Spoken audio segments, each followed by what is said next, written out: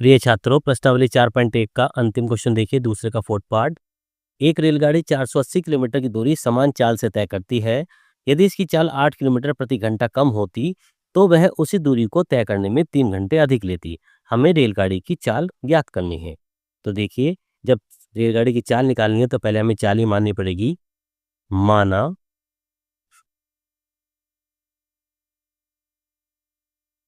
रेलगाड़ी की चाल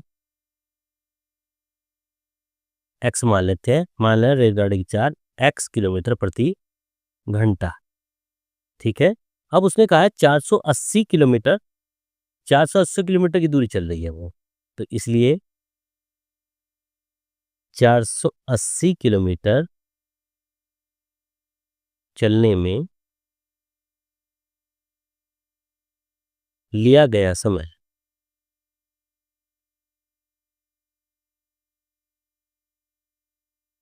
कितना आएगा? ये 480 बटे x घंटे।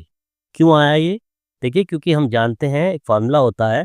फॉर्मूला क्या है? क्योंकि ये फॉर्मूला होता है समय बराबर होता है हमारा दूरी बटे चाल, या चाल बराबर दूरी बटा समय आपने पढ़ा ही होगा। तो यहाँ से समय बराबर दूरी बटा चाल इसको हम लिख सकते हैं। ये हमारा पहला पार्ट आ गया। 480 किलोमीटर चलने में लिया गया समय 480 बटे x। अब देखिए इसमें क्या कहा गया है, यदि इसकी चाल 8 किलोमीटर प्रति घंटा कम होती, यानी कि रेलगाड़ी की चाल जो उसने कहा है,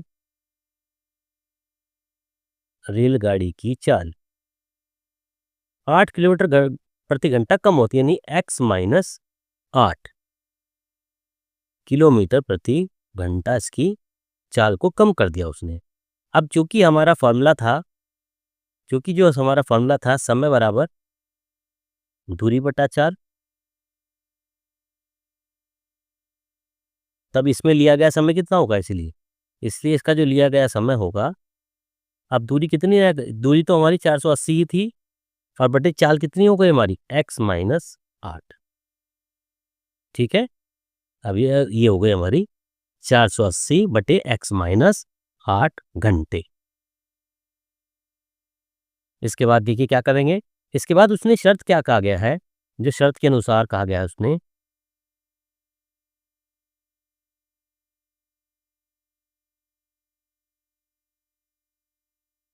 ये जो दे रखा है हमारा 480 बटे x माइनस 8 माइनस ऊपर आया हमारा 480 बटे x, ये हो जाता है हमारा, क्योंकि उसने कहा है 3 घंटे ही अधिक लेती है तो बराबर 3 की हो जाता है। अब यहाँ पर हमें एलसीएम लेके इसको हल करेंगे। नीचे वाली संख्या का एलसीएम लेते हैं। एलसीएम कौन कौन सा आ गया? एक तो आ गया हमारा x माइनस 8 और x। देखिए x माइनस 8 से x माइनस 8 करिए, यहाँ बचे x, ऊपर x से गुणा करेंगे, ये आ जाता है हमारा 480 इंटू एक्स, माइनस x से x कट गया, ये बचा 480। तो 480 की किस में करेंगे? x माइनस 8 में बराबर 3। अगले एंड में कर देंगे इसको, तो ये जाता है हमारा 480x माइनस 480 की x में करेंगे 480x, बार माइनस अंदर की चिन्ह बदल दीजिए, प्लस इसके अंदर गुणा कर दीजिए। 8 की 0 में करेंगे 0, 8 के 8 में करेंगे 8 बटी 64, बचे 6, 8 चौक 32 और 32 और 6 38 बटे, अब x की भी गुणा कर देंगे, x में करेंगे x square minus 8 into x. अब देखिए 480 x से 480 x कट जाता है, बराबर हमारा 3 के चल रहा है साथ में। तो ये जब अब बचा हमारा 3840 बटे, ये बच जाता है हमारा 3840 बटे एक्स स्क्वायर माइनस 8x बराबर 3। अब इसकी हम ब्रज गुणा करते हैं, कैंची गुणा जिसको कहते हैं, इसकी गुणा इसमें। तो करेंगे तो 3 की एक्सेस में करेंगे 3x स्क्वायर माइनस 3 की 8x में करेंगे 8 या 24x बराबर 3840, या इसको लिख सकते हैं 3x स्क्वायर माइनस 24x, इधर आके माइनस का 3840 बराबर 0। अगर हम यहाँ 3 कॉमन ले ले तीनों में, तो 3 से कॉमन लेते हैं तो क्या बचेगा? X square minus 3 अट्ठे 24, 8x minus 3 कम 3, 3 दूनी 6, 3 अट्ठे 24, 0 बराबर 0। तो x square minus 8x minus 1280 बराबर 0 ये हमारी एक द्विघात समीकरण आ जाती है। और द्विघात समीकरण को हल करने के लिए उसी तरह से करेंगे, पहली और आखिरी संख्या की गुणा। पहली संख्या है 1, आखिरी संख्या है 1280। 1280 की जब हम 1 में गुणा करेंगे तो याद आता है हमारा 1280। अब 1280 के टुकड़े जिनको जोड़ने से या घटाने से बीच वाली संख्या है, बीच में संख्या है हमारी 8। तो कैसे करेंगे? चाहे तो रफ पे कर लीजिए, चलिए यहीं करके दिखा देता हूँ आपको। ये हमारी 1280 आया है, 1280 के टुकड़े करिए, छोटे छोटे टुकड़े करिए, 2 से करिए, 2 छिंग 12, 2 चौक 8, 0। फिर 2 से करिए, 2 तिया 6, 2 दूनी 4, 0। 2 से करिए, 2 एकम 2, 2 छिंग 12, 0। 2 अट्ठे 16, 0। 2 चौक 8, 0। फिर 2 से करिए, 2 दूनी 4, 0। 2 धाम 20, 2 पंजे 10 और 5 एकम।